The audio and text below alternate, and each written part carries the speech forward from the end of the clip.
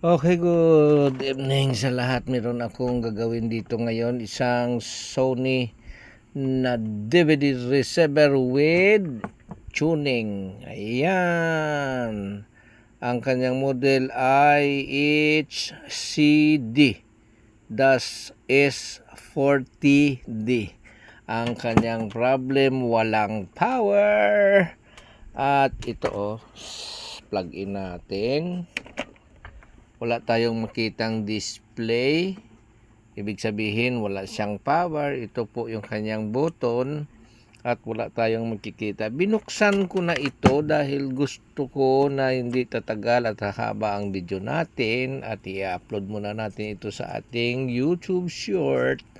At ito tinanggal ko na dito kung paano tanggalin, i-explain ko yan sa ating long video.